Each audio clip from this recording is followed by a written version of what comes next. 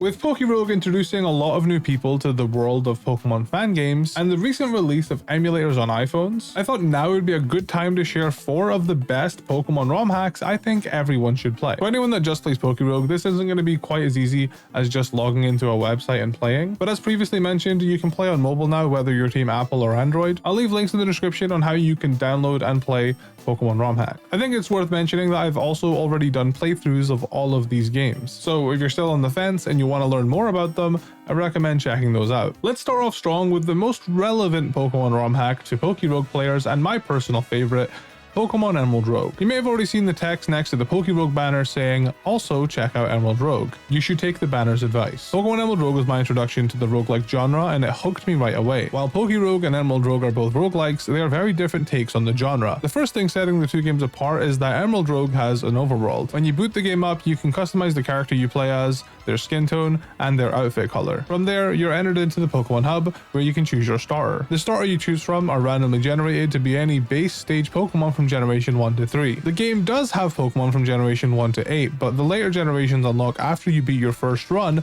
or if you're able to find the secret post-game setting room. There's actually 2 versions of Pokemon Emerald Rogue.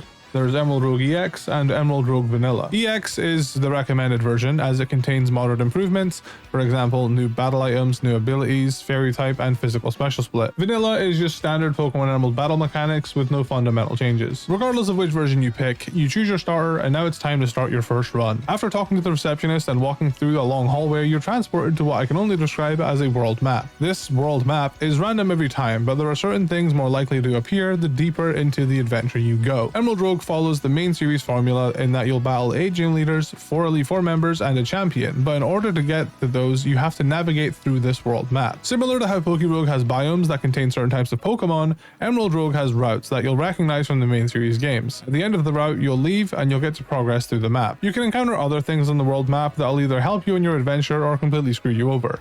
I'll leave that to you to discover. Something else setting Pokerogue and Emerald Rogue apart is Emerald Rogue has permadeath. There is a way to bring Pokemon back from the dead, but it's by no means guaranteed, so be careful. Unlike Pokerogue, however, there is no retries. If you lose your run, you're sent back to the Pokemon Hub. If you reset after losing a fight, you'll be sent back to the Pokemon Hub. Even if you lose, depending on achievements you manage to complete, you'll be given rewards which will help you upgrade your character for next time. You can buy more items and catch more starters from the Safari Zone, but only if you previously caught that Pokemon during a run. I've only scratched the surface of Emerald Rogue. This game is genuinely a masterpiece and I cannot recommend it enough. Before we talk about number 2, a word from me. Have you guys ever sat down and thought, man, I wish Hoodlum Callum would sell merchandise of this guy? Oh, you haven't?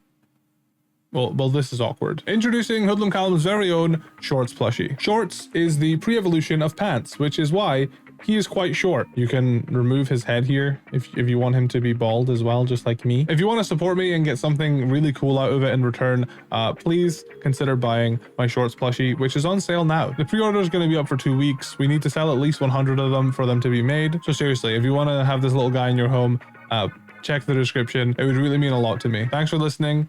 Now enjoy the rest of the video. Second on my list is Pokemon Inclement Emerald. Inclement Emerald is a difficulty hack of Pokemon Emerald that's jam-packed with quality of life improvements, new systems that streamline Pokemon training, and extra events to freshen the game up. There's plenty of difficulty hacks out there, but what sets this one apart for me is its approach to rebalancing typically bad Pokemon. Most of the time, Pokemon gaining buffs aren't just given bigger numbers, but are creative and provide new and fun ways to use the Pokemon. They gave Pachirisu some stat buffs and the ability Fur Coat, and all of a sudden it's taken super effective earthquakes like it's nothing. Dustox got some stat increases and the ability Unaware, and now it's actually a pretty good Pokemon. My favorite thing though is custom abilities. Blitzboxer makes it so punching moves have priority, which makes a Pokemon like Hitmonchan an absolute demon with the combination of Power Up Punch and Drain Punch. Rampage brings back the Gen 1 Hyper Beam and allows no recharging after a KO. Pyromancy makes it so Fire-type moves burn more often. Chloroplast makes it so the user battles as if they are under sunlight, allowing for one-turn solar beams without the need for sun. Those are just a few of my favorites. This game is jam-packed with fun new ways to play with your favorite Pokemon. It's a good challenge and has lots of options to choose from, allowing you to play the way that's most fun to you. Third on my list is Pokemon Unbound. Pokemon Unbound is special because it's a ROM hack with an original story, but also has the option to be a difficulty hack. This game is filled to the brim with original content that rivals the main series games in terms of quality. Pokemon Unbound has Pokemon up to Generation 7 and battle mechanics up to Generation 8. There's custom shiny Pokemon, ability and moveset changes, and just general quality of life. I don't want to give too much away, but the story is fantastic. If you're looking for a Pokemon game that has it all, I guarantee you'll sink a load of hours into Pokemon Unbound.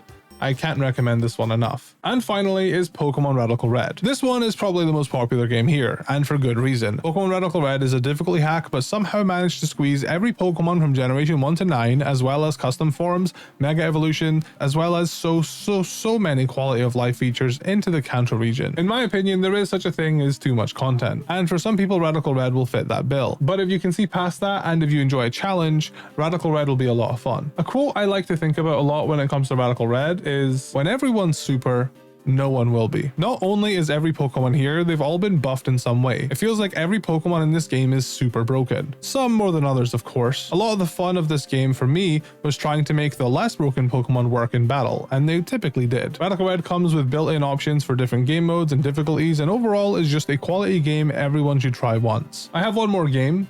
Call it an honorable mention. If you're looking for a Pokemon ROM hack with a new story, I recommend Pokemon Fire Red Rocket Edition. You play as a Team Rocket grunt that works their way up the ranks of Team Rocket, and the story is quite dark. At the end of the day, this is one man's opinion, and I only scratched the surface of the big and beautiful community of Pokemon ROM hacking and fan games. I myself only end up making videos on a small amount of Pokemon ROM hacks and fan games, so I do recommend searching for games to play on your own from time to time. The best way in my opinion to do this is with the Pokemon ROM hacking subreddit or pokecommunity.com. I also want to encourage everyone to leave their own ROM hack recommendations and why you recommend that game in the comments. Thank you so much for watching. More regular ROM hack content is returning soon.